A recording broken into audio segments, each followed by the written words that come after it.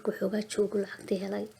ayuu maalintii dambeeyey maan magaaladani ma doonaya inaan joogo waxaan doonaya inaan magaalooyin kalena soo arko wuu iskaga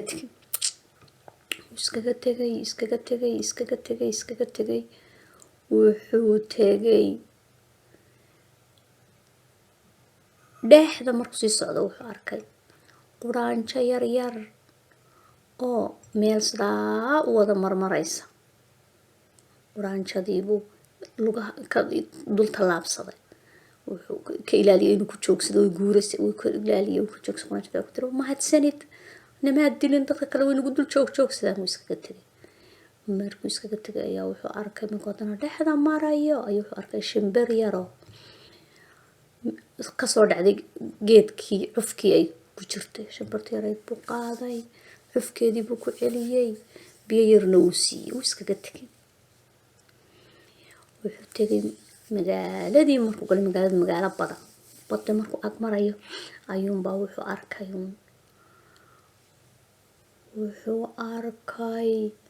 kalluun kasoo baxay baddii oo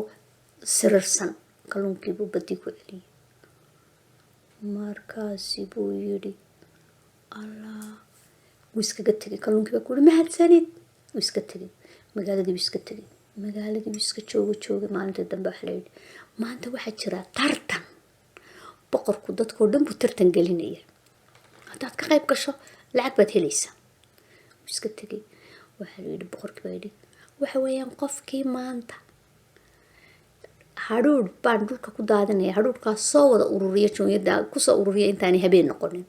waxaan siinayaa intaasoo 100 diinaar dadkii oo dhan baa isku dayay way ururiyeen isaguna wuxuu bal adiguna isku day wuu ururiyey mar dambe keliyahunba waxa u wada yimid quraantii oo dhan quraantii ma ururisay kii way ugu gurtay waadigii barigii naga dulboodeen caawiyey inkay boqorka ka yaabay sidaa u ururisay waan ururiyey lacag baa la siiyey wuu iskaga tegay magaaladii haddana iska socday wuxuu tegay magaalada kalena suldaan baa haysta wuxuu arkay maalin waxa la yidhi miyaad og tahay suldaankii oo badda maraya ayaa fargalkiisii badda kaga dhex dhacay marka waxa weeyaan hadduu kaga dhacana waxa weeyaan waa lagala wareegayaa suldaanada markaa suldaankii baa ooyayay markaa dadkii wuxuu ku yidhi lacag badan baan idin siinayaa nimankii badda quusayay oo dhan baa yimid baddii oo dhan baa dadka magaaladii tagtay si ay qof walba usoo helo fargalkii uu lacag badan helo isaguna halkii buu iska ag joogay buu kalluunkii yaraa baddii intuu kasoo qaadan buu dhibay kan baa la daydayaay wuu yaabay boqorkii buu geeyey boqorkii baa sidaad ku heshay waan soo helay lacag badan buu siiyey bes ma sidii isagoo maalintii halkii jooga ayaa waxa la yidhi maalintii dambe boqorka inantiisii baa bukootay xanuunsatay markaa waxa la yidhi dhakhtarkii wuxuu yidhi tufaax ayaa u dawaa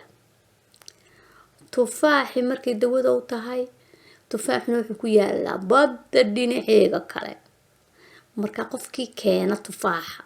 ee aroorta ku keena inantaas way dawoobaysaa haddii laakiin ay berri dhaafto bes ma dawoobayso boqorkii yaraabaa saa u eegay allah fiicnaa lahayd haddaad soo hesho lacag badan baad isna heli lahayd reerkiinimad lacagtaa u geyn lahayd maalin markii dambe ayaa dadkii oo dhan adduunya ka haystay waa la tegay isagoo halka iska fadhiya unba shimbirihii ku dhahdeen maku soo caawinaa makuu keennaa allaha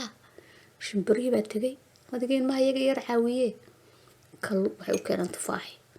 kii yaraaba ma iyadoona habeenkiiba gaadhin tufaaxi geeyey sidaad ku keentay waan ku keenay inantii baa cuntay way bogsatay boqorkii baa haddana lacag badan siiyey